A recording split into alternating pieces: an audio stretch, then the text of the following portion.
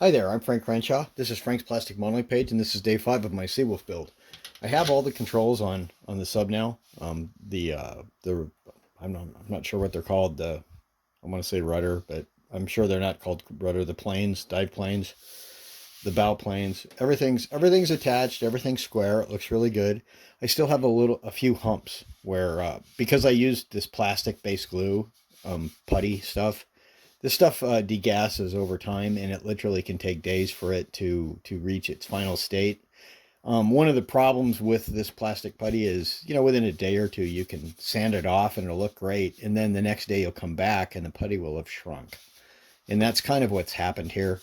So it just reminds me that I've just got to leave this alone for a day, and then I'll flush these seams out, and then I'll be painting. I haven't quite finished the conning tower yet. I'm still trying to decide what I'm going to do there. I have some pretty good drawings of actual antenna placement for a Seawolf class. And this little gap right here is some sort of navigation radar that opens when the submarine's on the surface and is transiting, like, before it docks. I think I'm going to close that because I don't really want it transiting on the surface. I mean, I don't really think it adds a whole lot to the model, so I'm just going to fill it in.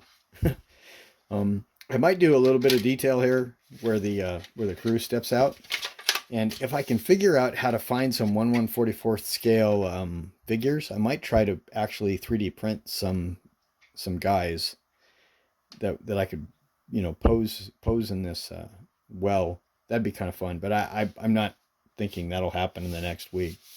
But if it happens, it happens. But I'm going to basically make it smooth, and then I'm going to proceed to start weathering. And everything's on square. Everything's on solid. I'm very happy with my approach to gluing this together. Has been very successful. On the top of my conning tower fell off, but I have no flex, no give in the hull, so I'm not going to have any pop seams. So adding lugs and adding those stringers like I did seems to have done the trick. This is very solid. So, barring that I drop it, which I'm going to try really hard not to, everything's good. All right. So it's about ready to paint. And that takes us to the next problem. Well, actually, not really a problem. These are mounts for what they call the towed array. And an array is basically a microphone that the submarine will drag behind it at a very long distance to get the microphone away from the noise of the ship.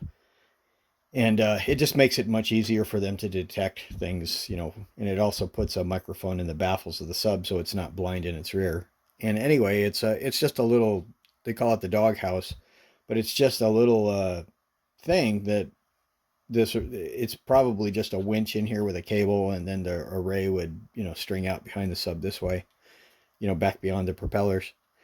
And it looks kind of like a fin, and it's just a box. So I don't think this is accurate. So I'm going to probably figure out some way to make this look a little more detailed just because I think that would look cool.